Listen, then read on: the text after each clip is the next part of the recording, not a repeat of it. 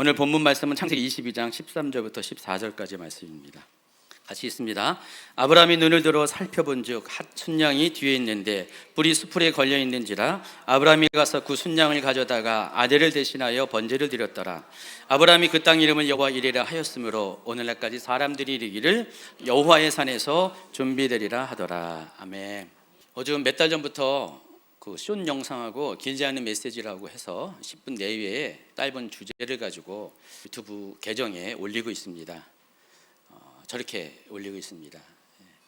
일반 설교를 하면은 그걸 가지고 팀이 조직돼 가지고 어느 분은 저걸 듣고 모니터링을 합니다. 그래서 몇 분 몇 초 구간부터 어디까지 해서 이거는 숏 영상으로 올리면 좋겠습니다. 또 길지 않은 메시지를 올리면 좋겠습니다. 라고 하면은 또 다른 분이 다시 한번 리뷰를 합니다. 그래서 진짜 맞는지 정확한 구간을 다시 정해 가지고 리뷰를 정해지면은 또 어떤 분은 그걸 가지고 영상을 다운받아 가지고 편집을 합니다. 가공해서 올리고 또 어떤 분은 거기에다가 자막을 달아주고 또 어떤 분은 썸네일을 만들어주고 굉장히 복잡한 과정을 통해서 요즘 몇 달 전부터 설교 영상 말고도 이렇게 숏 영상과 길지 않은 메시지가 올라가고 있습니다.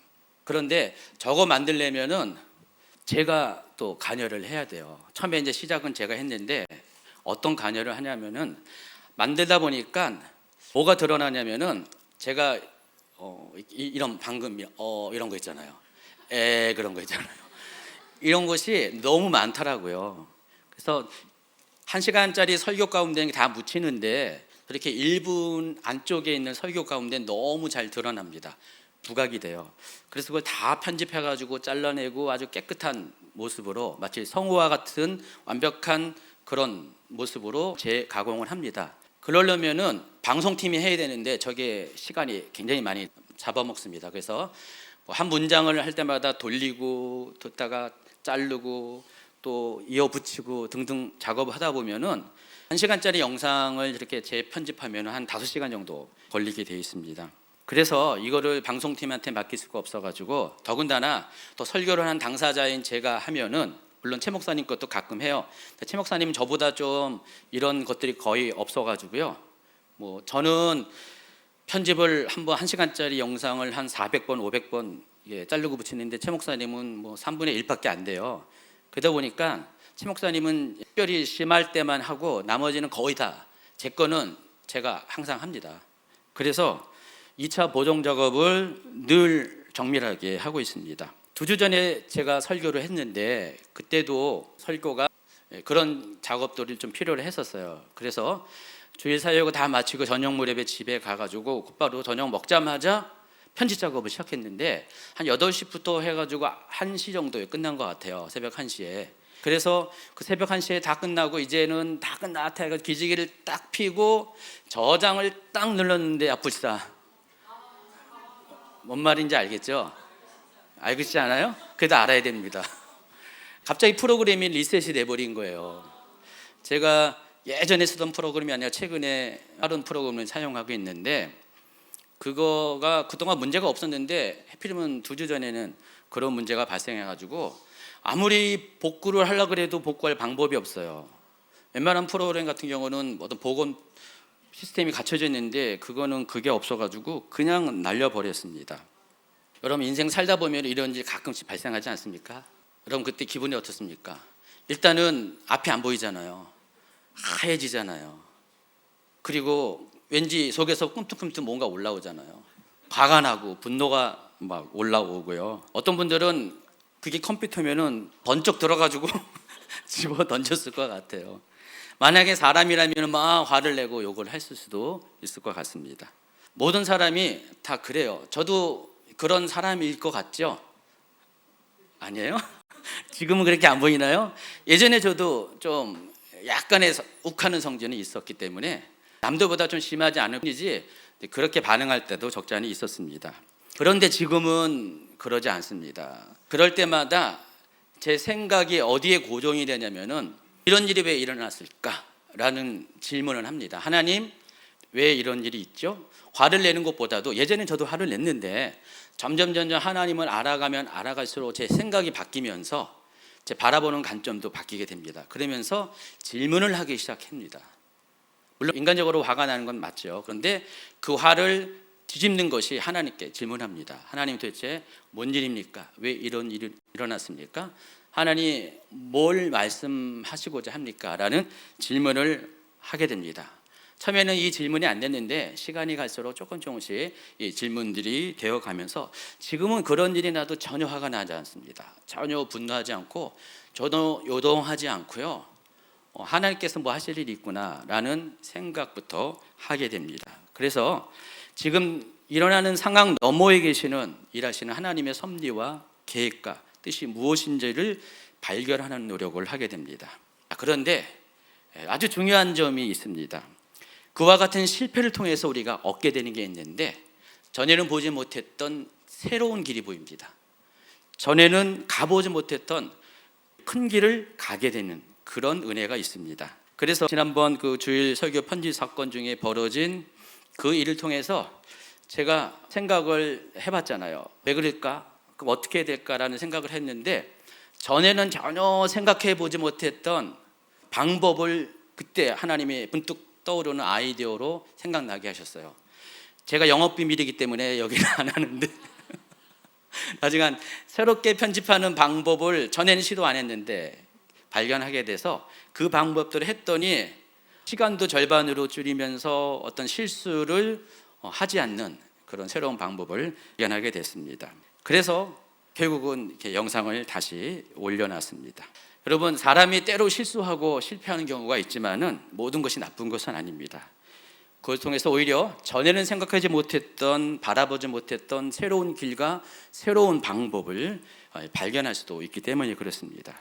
그래서 여러분이 조금만 여러분의 감정을 누르고 좀 참아내고 하나님께 길을 묻는 기도를 하고 또 하나님의 뜻을 묻는 기도를 한다면은 반드시 하나님께서는 여러분에게 말씀하세요.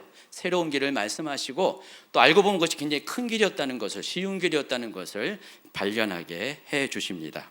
오늘 본문의 주인공인 아브라함 또한 적지 않은 여러 가지 실수와 실패를 경험한 사람이었습니다. 우리가 알고 있는 아브라함은 하나님께서 그를 훈련시켜서 성숙한 자, 성장한 자로 세워놓은 이후에 아브라함을 많이 보고 있지만은 그러나 성경에 쓰여진 아브라함의 삶을 보면은 더 많은 시간이 그렇지 않은 모습일 때 아브라함의 이야기가 많이 성경에 기록되어 있습니다. 그래서 아브라함 또한 똑같아요. 여러분과 우리와 똑같습니다. 여러 가지 실수와 실패의 경험을 통해서 하나님께서 자신의 인생 가운데 예비하는 길을 마침내 찾은 사람 중에 한 사람이라는 것입니다. 그래서 아브라함이 어떤 사람이고 아브라함은 과연 어떻게 하나님으로부터 자신의 인생의 길을 인도함을 받았는지를 우리 말씀을 통해서 살펴보고자 합니다. 자, 유대인을 대상으로 기록한 복음서가 마태복음인데 마태복음의 첫 단어는 여러분이 그다지 생각하지 않았고 기억하지 못했지만은 아브라함으로 시작합니다. 아브라함과 다윗의 자손 예수 그리스도의 계보라. 유대인들에게 이 아브라함은 대단한 사람이라는 것입니다. 예수 그리스도의 계보를 이야기할 때 제일 먼저 언급되는 게 아브라함이기 때문에 그렇습니다. 누가복음 16장 24절에 보면은 유대인들은 아브라함을 뭐라 불렀냐? 아버지라고 불렀습니다. 이 장면은 거지 나사로와 부자의 이야기를 예수님께서 비유로 말씀하실 때 등장하는 내용입니다. 근데 이 부자가 이렇게 이야기합니다. 아버지 아브라함이여 나를 궁일이 여기사 나사로를 보내어 그 손가락 끝에 물을 찌고 내 혀를 서늘하게 하소서라고 했는데 왜 이 사람은 아브라함을 아버지라 불렀습니까? 진짜 아버지입니까? 이 아버지라는 의미가 헬라어에서는 나타나지 않지만 히브리어에서는 이 아버지라는 단어가 아브라는 단어를 사용합니다. 여러분, 이 아브라는 단어는요 아버지라는 뜻으로 기본적으로 갖고 있는데 히브리어 단어에서 조상이라는 뜻도 아브라는 단어를 사용합니다. 그래서 누구누구의 아버지라고 하면 바로 자신의 낳은 아버지일 수도 있고 그 조상 중에 한 사람일 수도 있습니다. 그래서 거슬러 올라가면은 이 아브라는 단어는 어떤 가문의 시족까지도 거슬러 올라가게 됩니다. 그래서 이 이스라엘 민족의 뿌리를 아브라함으로 유대인들은 이스라엘 민족은 여겼다는 것입니다. 그래서 모든 이스라엘 사람들은 아브라함을 가리켜서 아버지라고 부른 거예요. 히브리어로 아브라고 불렀다는 것입니다. 이처럼 유대인들의 민족의 뿌리를 아브라함으로부터 카운트할 정도로 유대 민족에게 있어서 아브라함은 너무도 매우 중요한 사람이었습니다. 왜냐하면 그들이 믿는 바로 여호와 하나님을 믿는 그 신앙, 여호와 신앙의 그 시초가 아브라함에서부터 비롯되었기 때문입니다. 그래서 유대인들에게 있어서 아브라함은 완벽한 아버지의 모델이며 본받아야 신앙의 표본입니다. 자, 그런데 그런 아브라함조차도 그러한 인정된 모습으로 되어지기까지 여러 가지 상황과 환경 속에서 변화되고 성숙해지는 과정을 겪어야만 했습니다.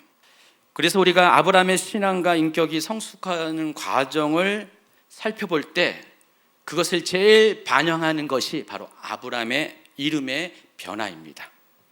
여러분, 아브라함은 본명이 뭐였죠? 아브람이었습니다.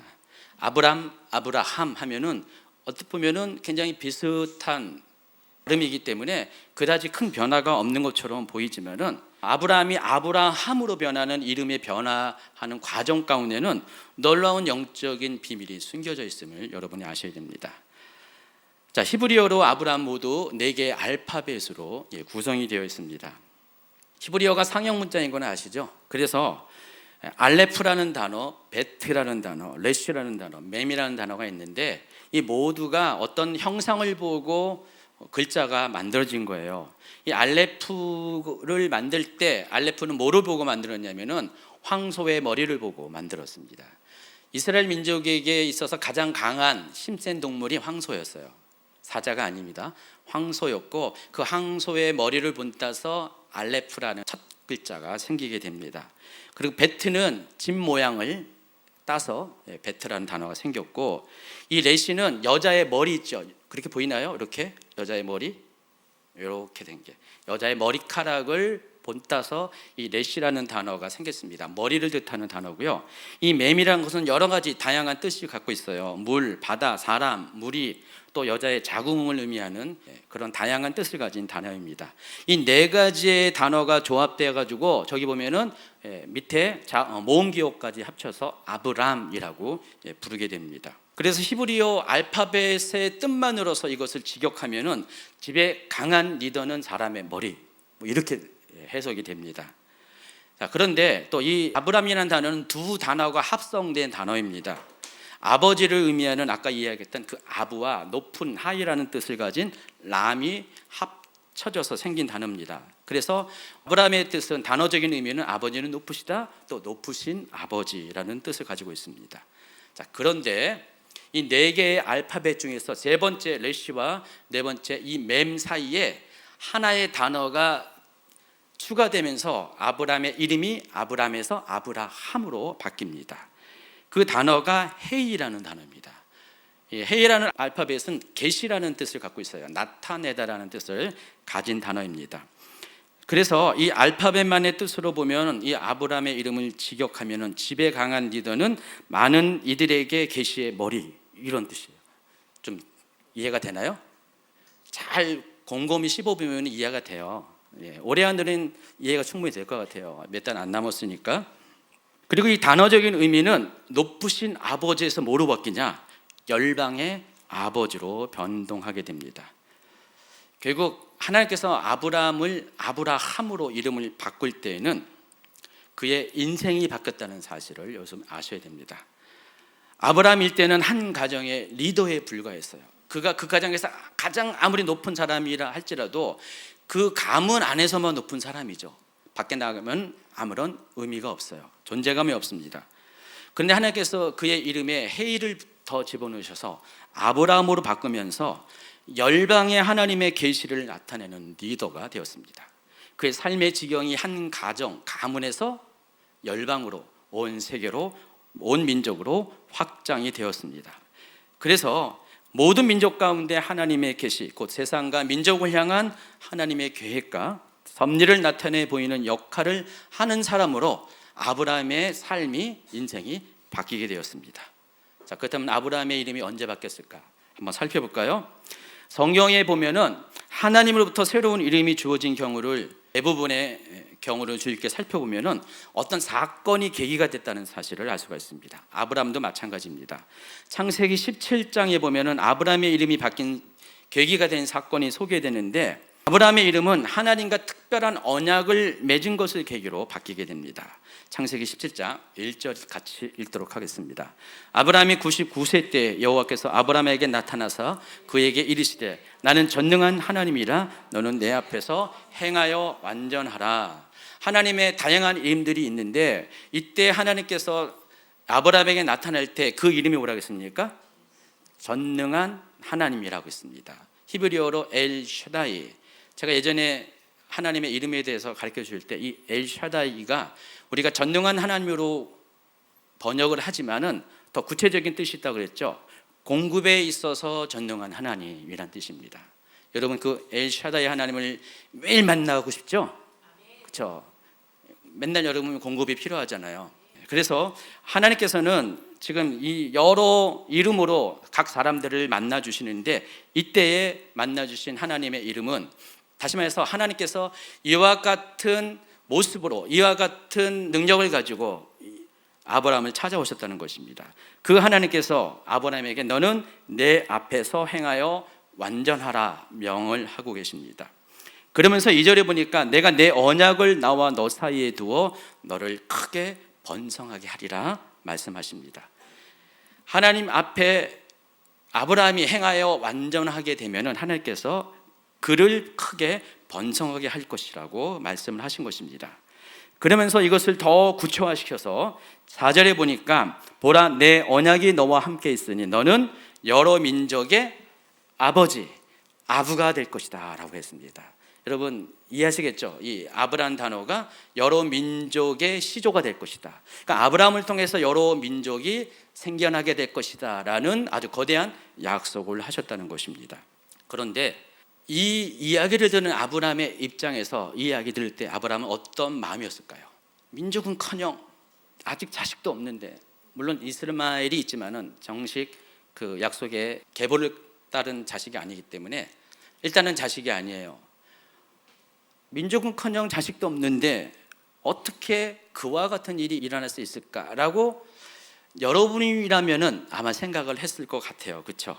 아마도 실현 가능성이 전혀 없는 이야기처럼 들려졌을 것입니다. 그래서 그런지 하나님께서는요, 그 언약이 이루어진 것을 보증하기 위해서 아브라함의 이름을 하나님 말씀하신 그 약속의 내용처럼 이름을 바꿔주십니다. 그래서 5절에 보세요. 이제후로는 내 이름을 아브람이라 하지 아니하고 아브라함이라 하리니 이는 내가 너를 여러 민족의 아버지, 조상, 시조, 선조가 되게 함이니라. 그리고 이걸로 끝난 게 아니라 언약의 징표를 또 나타내십니다. 아브라함이 속한 모든 가문의 남자들은요, 아기 때부터 난 지 8일부터 모두가 할례를 행할 것을 명령합니다. 그래서 이 할례는 몸에 심어놓은 하나님의 계약서와 똑같아요. 한번 할례를 하면은 계속 그게 남아있게 되잖아요, 몸에. 그러면 그것을 보고 이스라엘 사람들은 하나님과의 계약, 언약을 생각하게 된다는 것입니다. 그 내용이 10절부터 12절까지 나와 있습니다. 너희 중 남자는 다 할례를 받으라. 이것이 나와 너희와 너희 후손 사이에 지킬 내 언약이니라. 너희는 포피를 베어라. 이것이 나와 너희 사이의 언약의 표징이니라. 너희의 대대로 모든 남자는 집에서 난 자나 또는 너희 자손이 아니라 이방 사람에게서 돈으로 산 자를 막론하고 난 지 8일 만에 할례를 받을 것이라. 그래서 이 17장의 내용을 가리켜서 약간 전문적인 용어로 할례 언약이라고 부르기도 합니다. 바로 이와 같은 사건을 계기로 아브라함은 이름만 바뀐 것이 아니라 인생 또한 바뀌게 됩니다. 그래서 하나님께서는 아브라함이 이제 후로는 자신의 가정의 문제 안에 머물러 있는 사람이 아니라 민족과 열방을 품는 사람으로 그의 인생의 폭을 어마어마하게 확장시켜 주실 것을 약속하십니다. 더 이상 후사 때문에 전전긍긍하는 사람이 아니라 앞으로 아브라함을 통해서 민족들이 나게 하며 왕들이 나올 것을 다시 한번 예언합니다. 6절 같이 있습니다. 내가 너로 심히 번성하게 하리니 내가 내게서 민족들이 나게 하며 왕들이 내게로부터 나오리라. 자, 이것이 이름이 바뀐 아브라함의 사명입니다. 아브라함이었을 때는 한 가정의 머리로서 존재했지만 아브라함이 되었을 때 모든 민족을 품고 아브라함의 씨로 말미암아 왕들이 또 열방들이 생겨나는 그런 사명을 가진 사람으로 변했다는 것입니다. 그래서 아브라함은 이름이 바뀐 이후에는 많은 것이 바뀌었습니다. 그 중에 하나가 제가 아까 말씀드린 것처럼 아브라함의 이름의 알파벳, 원래 4개의 알파벳에 그 레시와 mem 사이에 세 번째, 네 번째 알파벳 사이에 뭐가 들어갔다고 했죠? 헤이가 들어갔는데 이 헤이는 계시라는 뜻을 갖고 있어요. 나타냄이라는 뜻입니다. 계시라는 뜻이 뭡니까? 숨겨져 있는 것을 드러내 보이다라는 뜻입니다. 요한계시록의 그 계시가 그런 의미입니다. 하나님의 비밀을, 사람들이 모르는 비밀을 사람들에게 나타내 보이는 것이 계시라는 단어의 뜻입니다. 이름이 바뀐 아브라함의 사명이 바로 그와 같은 사명이라는 것입니다. 전에는 사람들이 하나님에 대해서 잘 몰랐어요. 아브라함 자신도 하나님에 대해서 그다지 많이 알지 못했는데 이제 이름이 바뀐 아브라함을 통해서 하나님께서 하나님이 누구신지를 아브라함에게 나타내 보일 것이고, 그 나타낸 그 하나님에 대한 그 지식을 가지고 아브라함 또한 세상 가운데 하나님이 누구인지를 나타내 보이는 사명을 살게 하실 것이다.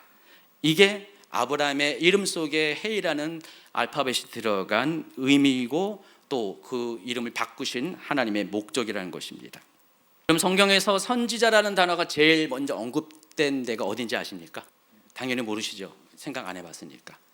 한번 검색을 해보면은요, 창세기 20장 7절에서 처음으로 선지자라는 단어가 나옵니다. 이 선지자라는 단어는 히브리어로 나비인데, 선지자라고 나오는 대부분의 번역 가운데 이 히브리어 나비가 사용됩니다. 하나님의 뜻을 알고 하나님의 뜻을 전하는 자. 이 한글로만 봐도 먼저 선자잖아요. 먼저 아는 사람입니다.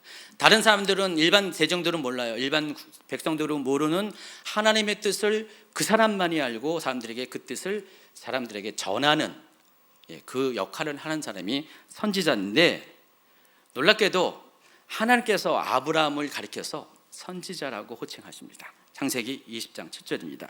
이제 그 사람의 아내를 돌려보내라. 그는 선지자라.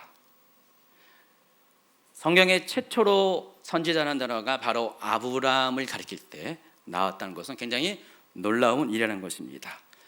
아브라함의 이름 가운데 헤이라는 단어 하나가 추가됐기 때문에, 이 알파벳 하나 때문에 아브라함은 인생이 바뀐 거예요. 한 가정의 우두머리에서 이제는 모든 열방과 민족을 품는, 또 그를 통해서 많은 국가와 또 왕들이 출생하는 그런 놀라운 사명을 감당하는 사람, 그리고 하나님의 선지자로서 하나님의 뜻과 계획과 마음을 많은 사람들에게 알려주는 그런 역할을 하는 사람으로 변화했다는 것입니다. 그렇다면 이와 같은 사명을 감당하는 하나님의 사람 아브라함은 과연 어떤 과정을 통해서 하나님의 계시를 나타내 보이는 사람으로 성장했을까? 이 부분에 대해서 좀 다뤄보도록 하겠습니다. 창세기 11장 후반부에 보면은 아브라함이 되기 전 그 아브라함 가정의 이야기를 다음과 같이 소개합니다. 창세기 11장 27절부터 32절까지 읽어보도록 하겠습니다. 데라의 족보는 이러하니라. 데라는 아브람과 나홀과 하란을 낳고 하란은 롯을 낳았으며 하란은 그 아비 데라보다 먼저 고향 갈대아인의 우르에서 죽었더라. 아브람과 나홀이 장가들었으니 아브람의 아내의 이름은 사레며 나홀의 아내의 이름은 밀가니 하란의 딸이요 하란은 밀가의 아버지며 또 이스가의 아버지더라. 사레는 임신하지 못함으로 자식이 없었더라. 데라가 그 아들 아브람과 하란의 아들인 그의 손자 롯과 그의 며느리 아브람의 아내 사레를 데리고 갈대아인의 우르를 떠나 가나안 땅으로 가고자 하더니 하란에 이르러 거기 거류하였으며 데라는 나이가 205세가 되어 하란에서 죽었더라. 여러분, 유대인의 전승 중에 모모의 책이라고 있습니다. 정답은 안 가르쳐 줄 겁니다. 가르쳐 주면 여러분이 그냥 성경은 안 읽고 그것만 읽기 때문에 여러분, 성경 외에도 성경의 보조 자료로 책들이 여러 권 있어요. 구약 성경 중에도 그런 게 있는데, 모모의 책에 의하면은 성경이 기록되지 않은 그 뒷이야기가, 우리나라 정사가 있고 야사가 있는 것처럼 그 뒷이야기가 기록이 되어 있는데, 거기에 보면은 이 당시 아브라함의 아버지 데라는요, 여러분 잘 아시다시피 바벨탑을 세운 사람이 누구죠? 니므롯이잖아요. 창세기 10장에 니므롯이 소개됩니다. 세상의 첫 연걸, 첫 사냥꾼이라고, 첫 정복자라고 표현을 하고 있는데, 이 니므롯이 바벨론 바벨론의 앞선 문명인 수메르 문명을 일으킨 사람입니다. 그래서 그때 당시에 노아의 홍수 이후에 사람들이 셈, 함, 야벳이 서로 흩어지면서 그 중에 일부가 점점 동쪽으로 동진하다가 신할 땅, 옛 바벨론이 있는 그곳에 정착을 하면서 거기서 문명을 세웁니다. 큰 도시들을 세우고, 그리고 사람들을 모아서 한 왕국, 제국을 세우는데 그 첫 번째 왕이 바로 니므롯입니다. 자, 이 니므롯이 바벨탑을 건축했고, 바벨탑을 건축한 이유가 사람들이 흩어지지 않도록 자기 이름 하에 하나가 되도록, 그래서 자기 권력을 공고히 하고자 이 바벨탑을 세웠습니다. 근데 이 바벨 문명은요, 철저히 하나님을 배격하고 하나님을 반대하는 그런 문명이었습니다. 자, 그런데 아브라함의 아버지 데라가 이때 당시 이곳에서 어떤 역할을 했냐면은 니므롯의 군대 장관 역할을 했습니다. 그리고 이 데라는요, 우상 숭배자였어요. 이때 당시 많은 우상이 있는데 데라의 경우는요, 달마다 우상을 바꿔서 1월 달은 이 우상, 2월 달은 저 우상, 각각 달마다 우상들을, 신들을 다 바꾸면서 섬기는 그 정도의 열렬한 우상 숭배자였습니다. 근데 여러분, 또 한 가지 알아야 될 것은요, 이때 당시에 노아가 아직 살아 있어요. 여러분, 이 성경을 이렇게 좀 입체적으로 읽으면 이런 것들이 다 드러나는데, 계산을 하면서 연구를 하면서 드러나는데, 여러분 이제 그런 부분에서 뭐 이유도 없고 아이디어도 없기 때문에 생각을 안 해봤을 것입니다. 이 도표를 한번 보세요. 도표를 보시면은요, 노아가 아직도 살아 있습니다. 아브라함이 태어나고 자랄 때 노아가 아직도 살아 있습니다. 노아가 언제 죽었냐면은 요셉이 태어나고 나서도 어느 정도 있다가 죽었어요. 성경은 지금 아브라함, 이삭, 야곱, 요셉 얘기하고 있는데 그 와중에 노아는 아직도 살아 있어요. 노아가 어떤 사람입니까? 당대 의인이고 하나님 앞에 완전한 사람이잖아요. 하나님을 누군지 경험한 그런 특별한 은혜를 체험한 사람입니다. 노아가 홍수 후에 350년을 더 살았고, 그 이후에 아브람도 태어났고 이삭 또 하나는 그 시간 안에 노아도 같은 시대에 생존해 있었다는 것입니다. 아까 얘기하는 모모의 책에 의하면은 이때 당시에 데라가 열렬한 우상 숭배자였잖아요. 그런데 이 아브라함은요, 정말 하나님의 은혜 안에서 어떤 사건을 계기로 아버지를 떠나서 노아에게 의탁이 됐대요. 노아에게 거기서 자라고 성장했습니다. 그러니까 가끔 궁금했어요. 그렇죠? 뭐가 궁금했냐면은 어떻게 우상의 도시인 바벨 땅의 갈대아의 그 우르에서 어떻게 아브라함 같은 사람이 갑자기 태어날 수 있을까? 어떻게 모든 사람은 전부 다 우상 숭배하는데 어떻게 아브라함만이 유독 스스로 어떻게 하나님을 알게 됐을까? 그런 의문점을 안 가져보셨습니까? 한 5분은 아마 가졌을 것 같아요. 딴 분들은 뭐 그런 거 생각 안 할 수도 있어요. 머리 복잡한데 그것까지 생각할 필요가 없잖아요. 근데 성경은 궁금해할 때 성경이 풀리고 성경이 더 분명해지는데, 저는 이거는 성경에 나와 있지 않습니다. 성경에 나와 있는데 그 뭐뭐뭐의 책에 보면은 그 내용이 쫙 기록이 되어 있어요. 어릴 적부터 아브라함은 어떤 사건을 계기로 노아에게 의탁돼서 노아랑 함께 살았는데, 당연히 노아를 통해서 어떻게 해요? 하나님을 알게 되고 배우게 되었을 가능성이 큽니다. 그래서 아버지 데라의 집안은 우상 숭배자의 집안이었지만은 아브라함만큼은 하나님을 아는 사람으로 성장을 했습니다. 이거는 참고 사항으로 아시기 바랍니다. 그 결과 어느 시기에 이르러서 아브라함이 성장해서 다시 아버지 데라의 집으로 갔을 때 아버지 데라가 우상을 숭배하는 것을 도저히 묵과할 수가 없었고, 어느 날 그 우상들을 전부 다 부셔뜨립니다. 그때 당시에는 용케 그 위기를 모면했는데, 시간이 흐르면서 결국은 그 지역의 통치자인 이 니므롯으로부터 생명의 위협을 받게 됩니다. 이때 아브라함은 아버지 데라를 설득해서 갈대아 땅 우르를 떠나서 니므롯의 통치가 미치지 않는 가나안 땅으로 이동을 하게 됩니다.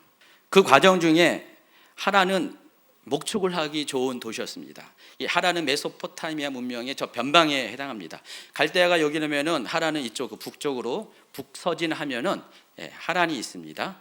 그곳에서 이르러서 다시 남쪽으로 내려가야지 가나안 땅으로 이동하게 되는데, 그 하란에서 데라와 그 가족들은 멈추고 데라는 거기에 정착을 합니다. 그리고 데라가 거기서 죽자 아브람은 자기의 직계 그 가족 사레와 그리고 먼저 아버지가 죽은 조카 롯을 데리고 가나안 땅으로 이동하게 됩니다. 그 과정 중에 창세기 12장 1절부터 4절까지의 말씀으로 하나님이 나타나십니다. 같이 있습니다. 여호와께서 아브라함에게 이르시되 너는 너의 고향과 친척과 아버지 집을 떠나 내가 네게 보여줄 땅으로 가라. 내가 너로 큰 민족을 이루고 네게 복을 주어 내 이름을 창대하게 하리니 너는 복이 될지라. 너를 축복하는 자에게는 내가 복을 내리고 너를 저주하는 자에게는 내가 저주하리니 땅의 모든 족속이 너로 말미암아 복을 얻을 것이라 하신지라. 이에 아브라함이 여호와의 말씀을 따라갔고 롯도 그와 함께 갔으며 아브라함이 하란을 떠날 때 75세였더라. 자, 우리 중에는요 아브라함과 같이 가족 중에 처음으로 예수님을 영접한 사람이 있을 것입니다. 그리고 그 일로 인해서 온갖 핍박과 박해를 받은 사람이 있을 것입니다. 요즘도 그런 분들이 있어요. 예전에는 그게 당연한 듯이 거의 대부분의 경우가 예수를 먼저 믿으면은 그 가족 중에 먼저 믿으면 그 사람은 꼭 타겟이 되어서 굉장히 가족들로부터 많은 어려운 시간들을 보내게 됩니다. 요즘은 그렇지 않은 것 같은데 요즘도 그런 분들이 더러 있습니다. 자, 그런데 여러분 그런 과정들을 다 겪어오면서 신앙생활을 해온 분들이 여기 참으로 많습니다. 저도 신앙의 1세대예요. 신앙의 1세대이기 때문에 믿음의 1세대이기 때문에 저도 그와 같은 과정을 겪을 수밖에 없습니다. 물론 저희 집안은 먼저 믿은 누나, 큰 누나로 인해서 누나가 온갖 그 박해는 다 받았어요. 저희가 받은 모든 박해라면은 그 박해 90%는 다 누나가 다 감당을 했던 것 같습니다. 근데 여러분 아시는 것이 박해가 많을수록 핍박이 많을수록 은혜가 더 큽니다. 더 믿음이 성장하고요. 하나님 그런 사람에게 더 큰 영적인 체험도 주시고요.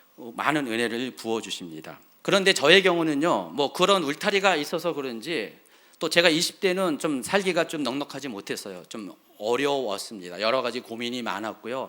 진로의 문제도 있었고 또 재정의 문제 등등 여러 가지 많은 문제가 있어가지고요. 사실 그때는 내 믿음 하나 지키는 것이 굉장히 급급한 시절이었습니다. 뭐 하나님 나라에 대해서 뭐 선교에 대해서 열방에 대해서 생각할 겨를이 거의 없습니다. 하나님 나라를 큰 그림으로 볼 수 있는 그런 시야도 갖지 못했습니다. 그런데 그와 같은 상황 가운데서 하나님께서는 아브라함에게 하나님의 계획을 보여주십니다. 지금 아브라함이 겪고 있는 이 상황, 아브라함이 지금 갈대우르를 급히 떠나서 하란을 거쳐 가나안 땅까지 가는 그 모든 과정이 마치 제가 20대 때 겪었던 그와 같은 비슷한 여정이라는 것입니다. 그러면서 그 아브라함에게 하나님께서는 그 하나님의 길을 인도할 때 첫 번째로 말씀하신 것이 고향과 친척과 아버지의 집을 떠나 내가 내게 보여줄 땅으로 가라고 말씀을 하신 것입니다. 하나님은 여러분을 부르실 때 하나님께서 여러분의 세계관을 넓히고 하나님의 일들을 감당하는 특별한 사람으로 세우실 때 제일 먼저 여러분에게 요청하시는 것이 어쩌면은 이와 같은 요청이 있을 수가 있다는 것입니다. 고향과 친척과 아버지의 집을 떠날 것을 명령하십니다.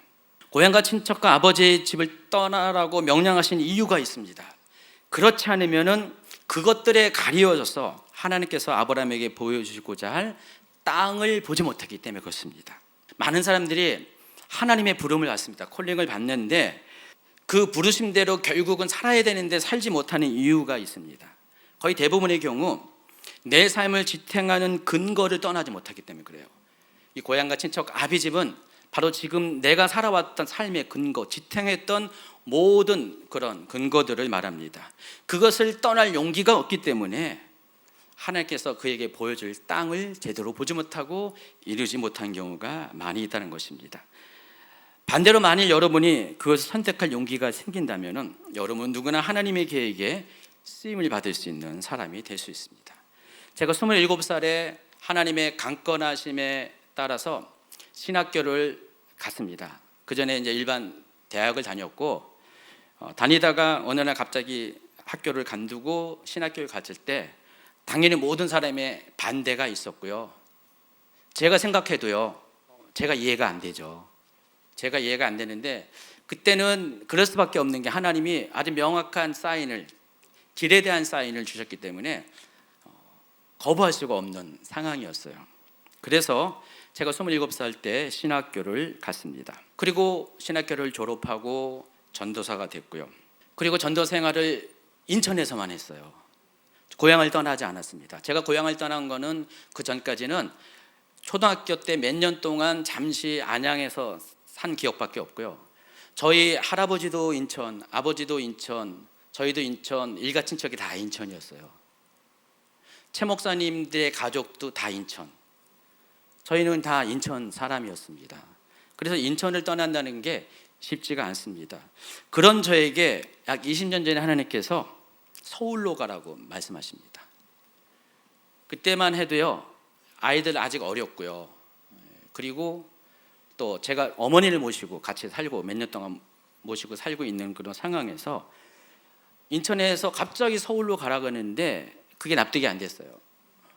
최 목사님이 이제 기도하면서 계속 강하게 하나님이 그와 같은 인도하심을 듣고 계속 저에게 말을 하고 있는데, 도대체 당신 지금 정신이 온전한 사람이냐? 지금 이 상황이 이런데 어떻게 떠나냐? 근데도 계속 하나님이 말씀하신다는 거예요. 저는 가기 싫었죠. 그때만 해도 인천과 서울의 집값이 어마무시하게 차이가 났어요. 5배 정도 차이가 났었습니다. 지금 갖고 있는 형편으로 거기 가면은 방 2개에도 못 사는 그런 상황, 뭐 그런 여러 가지 합리적인 그런 조건도 맞지 않고, 그리고 일단 간다는 것 자체가 하나님 좀 약간 두려움이 있었던 것 같아요. 그래서 거부하는데 1년 동안의 시간이 흐르면서 하나님께서 정말 초자연적으로 역사해가지고 제가 떠날 수밖에 없는 환경을 만들어 버렸어요. 제 스스로 하나님께 서원을 했다니까요. 집에 문제가 딱 잡혀 있는데 이걸 해결해 주면 하나님 제가 가겠습니다. 일주일 만에 딱 해결돼 버렸어요. 1년 동안 끌었던 문제가. 저도 양심이 있죠. 그래서 갔습니다. 때로 하나님께서 우리가 하나님의 뜻을 알고도 움직이기를 거부하면은요, 머뭇거리면은 그와 같은 방법을 사용할 때가 있습니다. 저는 그래도 문제 해결을 통해서 하나님이 보내게 했지만은 아브라함의 경우에는 할 수 없이 생명이 위협이 되니까 갈대우르를 떠날 수밖에 없었다는 것입니다. 서울에서 이제 본격적인 사역자의 훈련을 받게 됩니다. 결코 쉽지 않은 시간이었습니다. 서울로 이전하자마자 처음 2주간은 갈 데가 없었어요.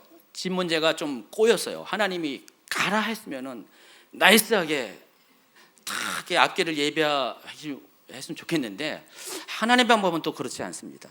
그래서 가자마자 집도 없고, 물론 교회는 있습니다. 교회 유아실에서 2주 동안 단벌신서로 살아가는 그런 시절이 있었습니다. 그리고 하나님께서 이제 2주 후에 이제 문제를 해결해 줬고, 그리고 계속해서 살면서 언제적은 2년 동안에 이사를 5번을 했어요.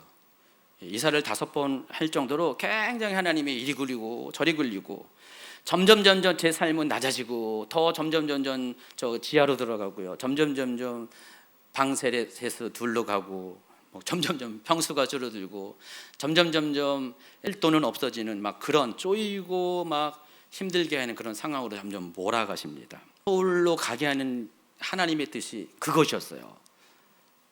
어떻게 제가 그 서울로 가기 전에 저 나름대로 고생했다고 생각을 했거든요. 근데 알고 봤더니 그는 한 평범한 신앙인으로서의 고생이었고, 하나님 당군질의 가정이었고요.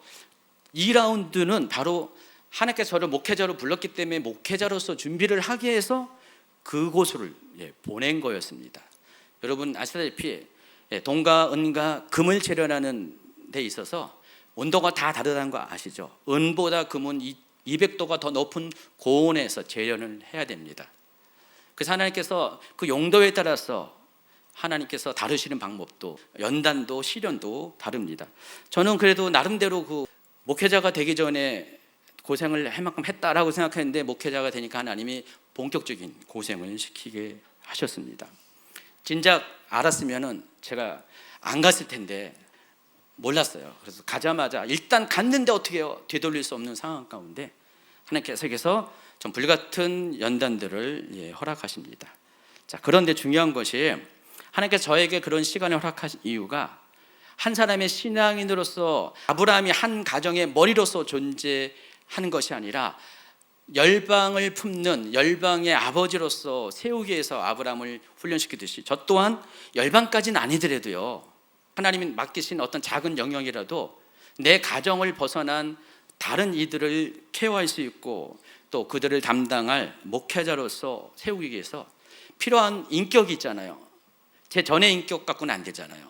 저에게는 또 영적인 근력도 필요합니다. 몸집도 커져야 됩니다. 이런 모든 것을 만들어주기 위해서 결과적으로 제 그릇을 넓혀서 많은 사람들을 담을 수 있도록 그와 같은 시간들을 허락하셨다는 것입니다. 처음엔 잘 몰랐다가 시간이 갈수록 하나님을 경험하면서 이것이 조금씩 알게 됩니다.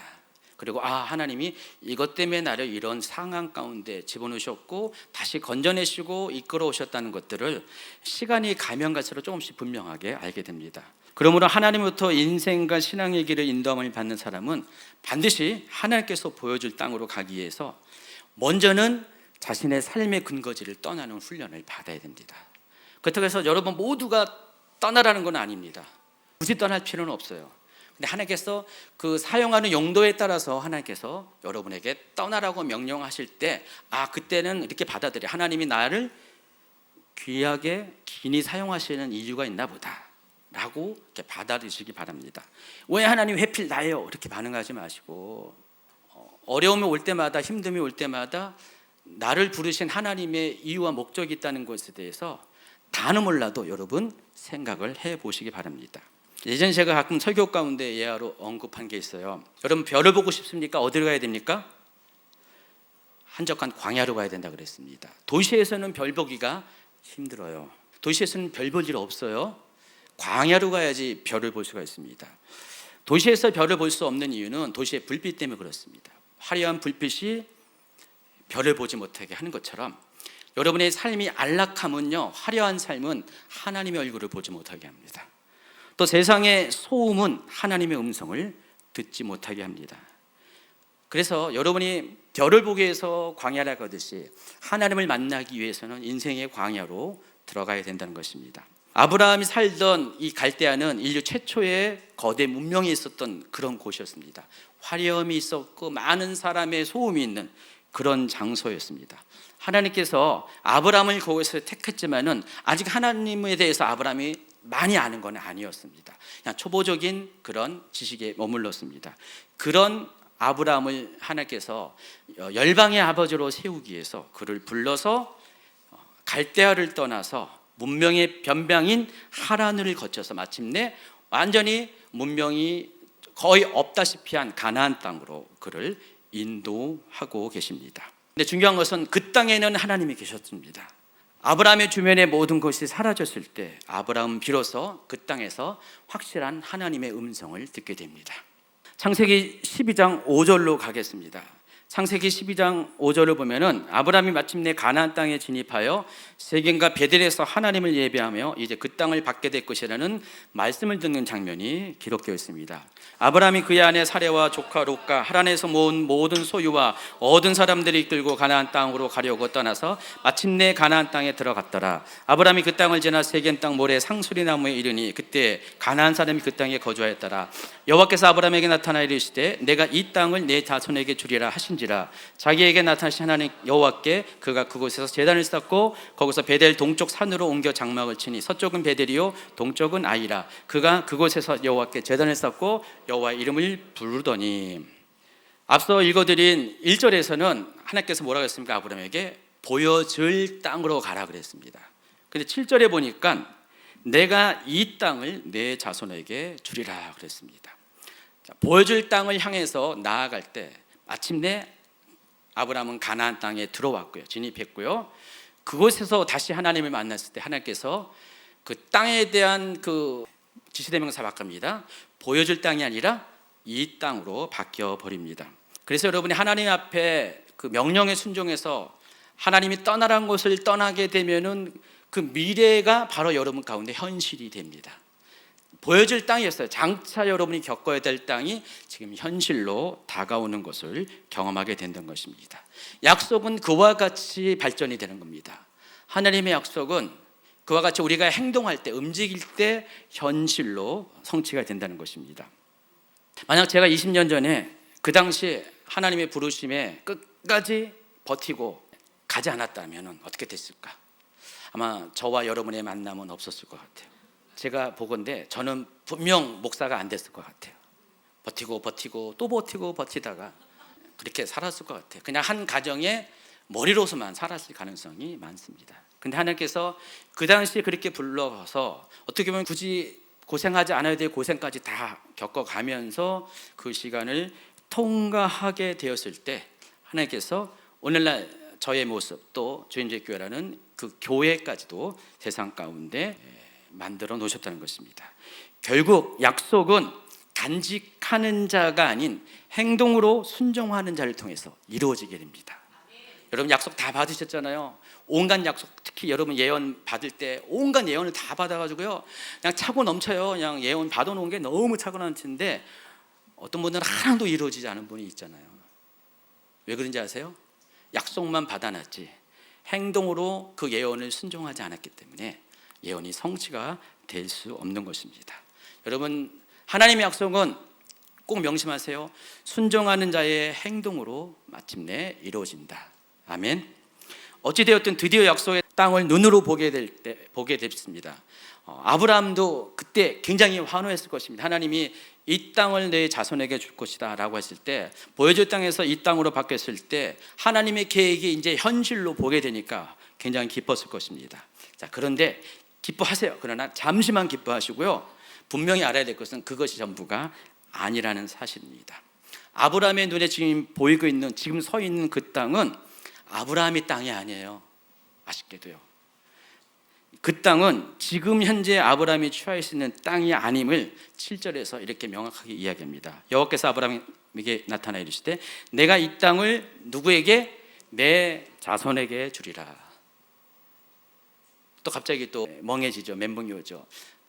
지금 보여줄 땅을 향해서 나왔는데 하나님께서 뭐라고 했어요? 내가 이 땅을 내 자손에게, 내가 아니라 내 자손에게 주리라 하신지라. 아브라함의 약속까지 이 땅은 결국은 최종적으로 그의 후손들에게 약속한 땅이라는 것을 비로소 알게 됩니다. 어쨌든 간에 하나님의 약속이 결국은 성취돼야 됩니다. 그러려면 어떻게 됩니까? 하나님께서 하신 약속이 온전히 이루려면 먼저 선행될 게 뭐예요? 약속의 씨를 출생시켜야 돼요.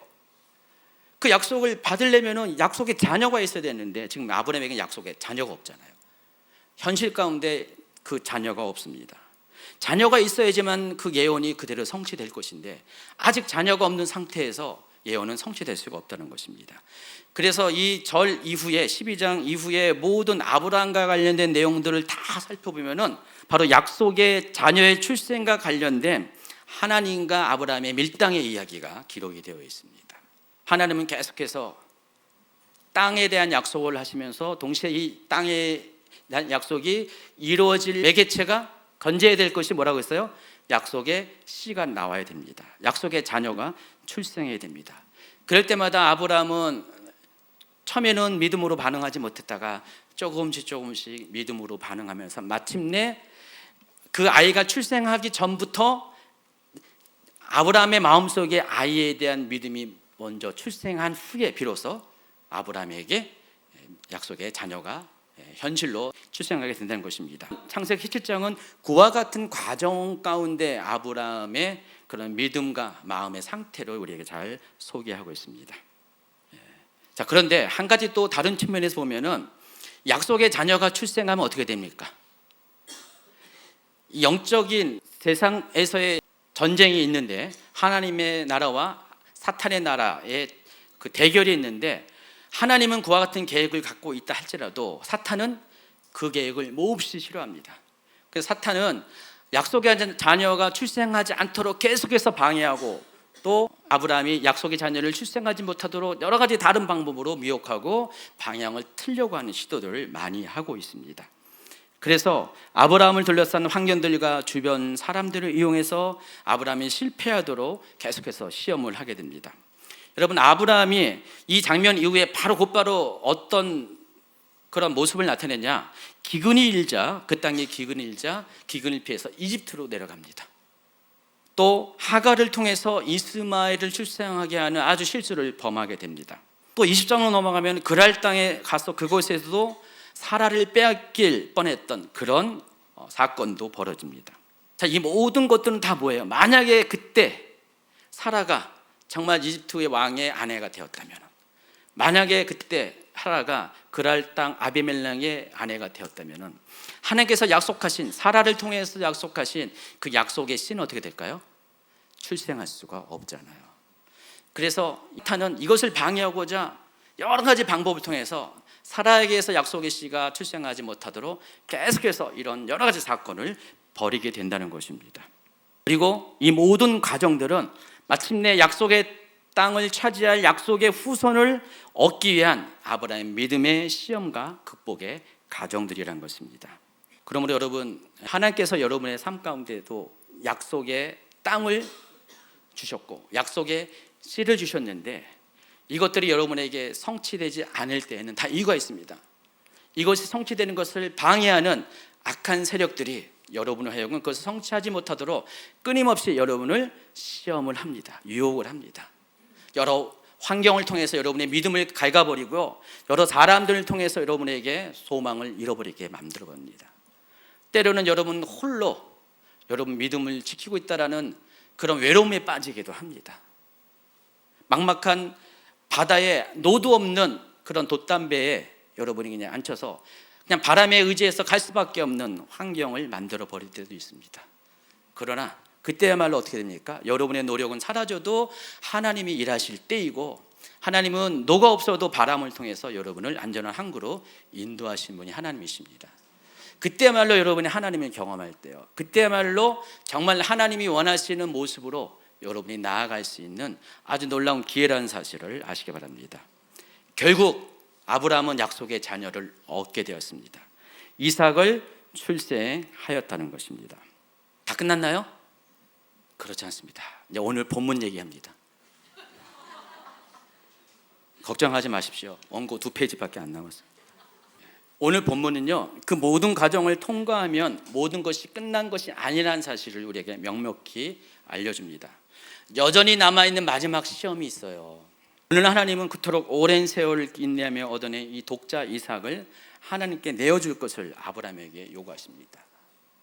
우리가 하나님께 많은 질문을 하잖아요. 도대체 왜 하나님 why 또 영어 표현으로 언제까지입니까? How long 하면서 계속해서 그런 질문들을 많이 하잖아요.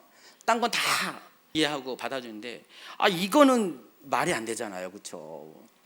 그 오랜 세월 동안 인내하면서 약속의 땅을 취할 수 있는 약속의 자녀를 얻었고, 이제는 그 자녀에게 더 자신의 그 를 넘겨줄 수 있는 나이가 어느 정도 성장했는데 그 아들을 내어준다니, 하나님 정말 너무하지 않습니까? 줄 때는 언제고 빼앗을 때는 언제입니까? 여러분, 굳이 아브라함이 아니더라도 여러분, 하나님께서 여러분에게 뭔 선물을 주셨는데, 하나님 보시기에 별거 아닌 선물일 수도 있어요. 작은 선물인데 여러분 그걸 굉장히 소중히 여겨가지고요, 마치 요나가 그 박넝쿨 하나에 그냥 온갖 감정이 휘말리는 것처럼 여러분 정말 그런 감정에 휩싸여가지고 하나님 원망할 때가 가끔 있을 겁니다.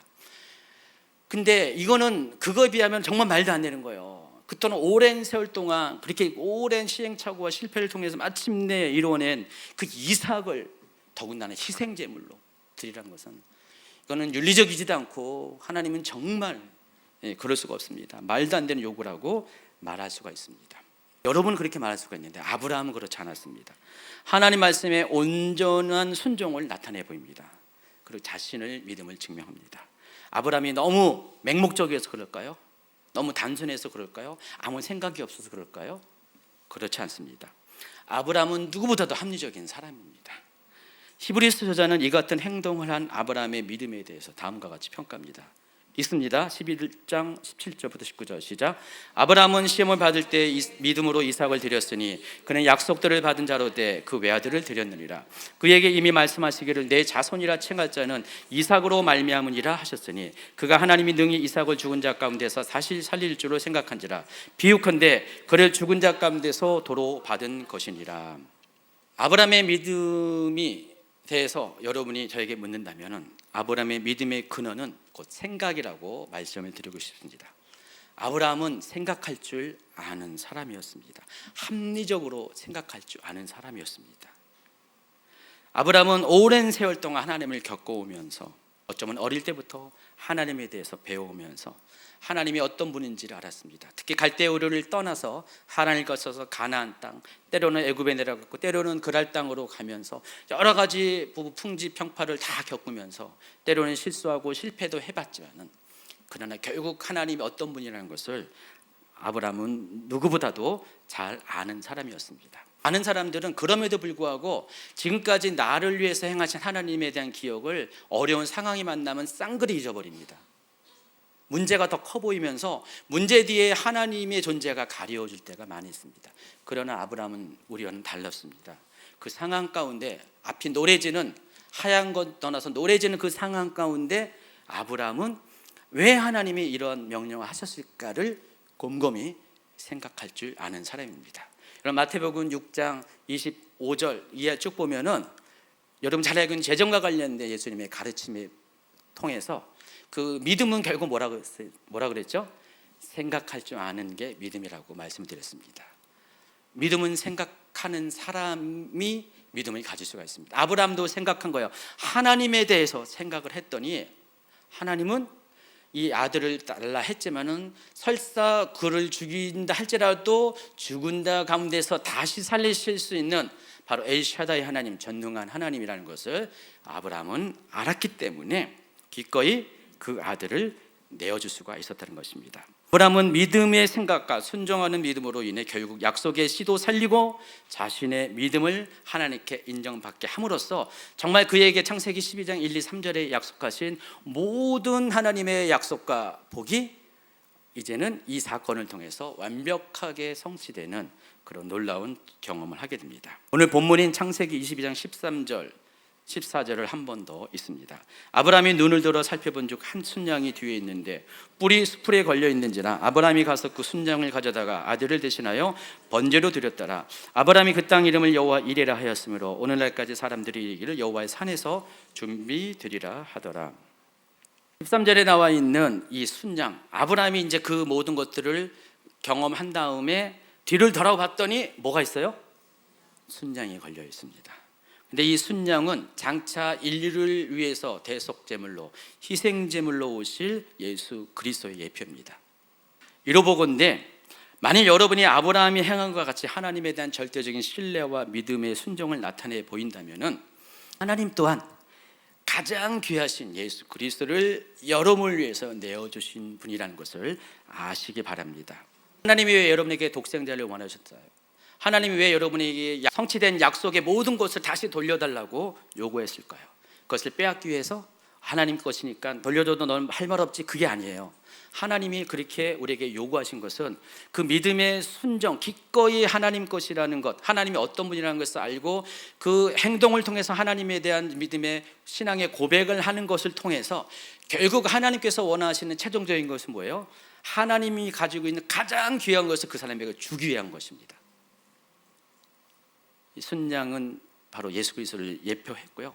하나님은 하나님 앞에 가장 귀한 독생자를 내어주시기 위해서 여러분에게 정말 그것을 받을 준비가 됐는지를 확인하기 위해서 그것을 명령했다는 것입니다. 우리는 보통 하나님 우리에게 주시는 것을 받을 수 있으려면은 그릇이 준비된다고 그랬습니다.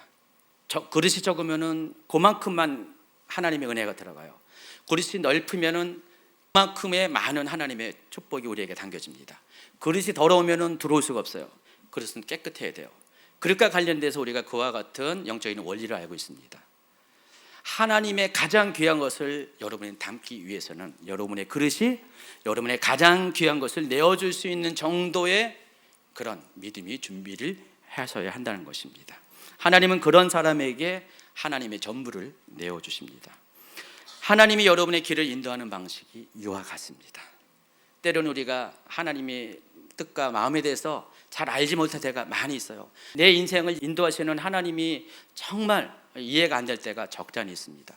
그러나 우리가 알지 못하는 이유는 우리가 아직 영적으로 어린아이와 같기 때문에 잘 모르는 거예요. 우리가 육체적으로도 점점 성장하고 결혼을 하고 아이를 낳고 삶을 힘들게 겪다 보면은 부모의 마음을 아는 것처럼 우리 또한 영적인 부모이신 하나님이 어떤 마음을 가지고 우리를 어떻게 길을 인도하시는 것, 그리고 하나님은 우리 부모와 같이 정말 자기의 모든 것을 주고서라도 우리를 사랑하신다는 것을 우리가 알게 될 때 비로소 우리도 우리에게 속한 가장 소중한 것을 하나님께 내어줄 수 있는 그 사랑을 하나님께 나타내 보이는 존재가 된다는 것입니다. 하나님은 그 단계까지 이루도록 여러분의 길을 인도하십니다. 아직 막막하다 할지라도 여러분 실망하지 마세요. 포기하지 마세요. 길을 가다 보면은 어느덧 하나님께서 새 길을 주실 것이고 또 알고 보니까 큰 길을 허락하셨다는 것을 비로소 알게 됩니다. 믿음의 사람만이 이 길을 걸을 수가 있습니다. 저와 함께 여러분 모두가 이 길을 함께 걸으기를 예수님의 이름으로 축원합니다.